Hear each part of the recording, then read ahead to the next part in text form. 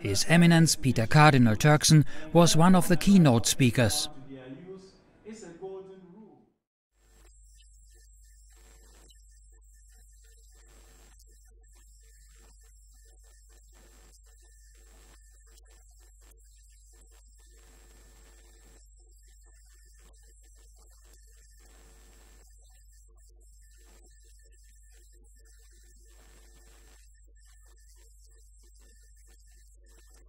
The event took place in conjunction with the 36th session of the UN Human Rights Council.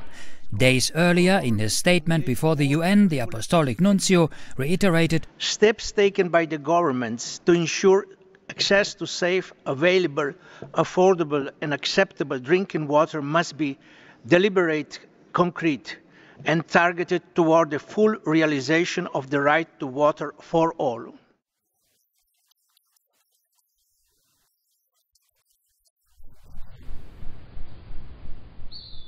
The World Bank and other banks playing a key role in the creation of access to water. They often team up even with private investors. If access to water and consequently sanitation is a human right, should it not be freely subsidized by the government of rich countries, for example, instead of becoming interest and profit-driven business for banks and investors? Certainly. If World Bank and those rules come into the water supply chain, it should be a way of coming to enable a government fulfill its obligation towards its citizens. It should not be coming in to create companies that would make water a commodity.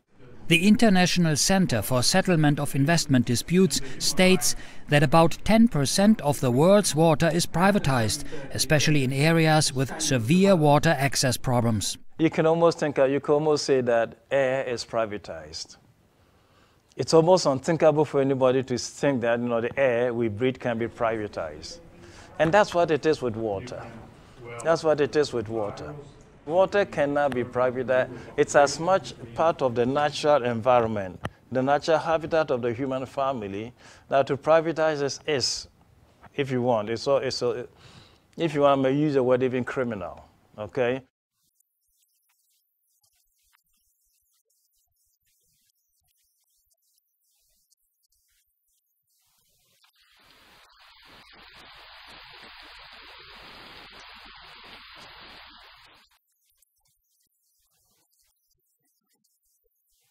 There have been voices and currents in some of these UN quarters which have argued that we men and women, not because of the way we're born, but it's because of how society, the role society ascribed and prescribed for us to follow. That is the part that I think we have difficulty with.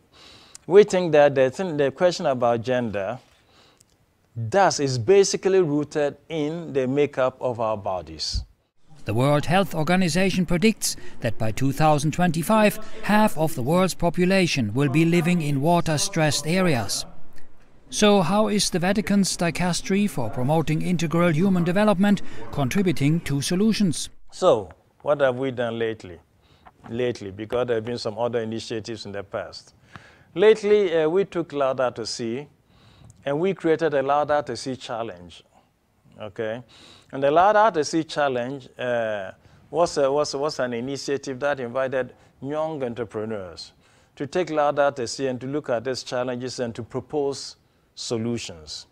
Okay, the last time there were some who came who have designed filters, water filters, that you can hook onto any type of water despite the source and then drink a water filtered, clean, and also disinfected.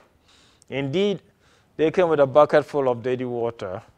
Okay, put it on. He drank it and I drank some of it and I'm still here. So I must be alive, so still to be here. Second thing concretely is like the case of Sudan, for example, is to work out a system that can have the extra water that comes to inundate, to flood the areas, to get to other dry areas. It's going to call for a little bit of technology as well as purification and disinfectation of water.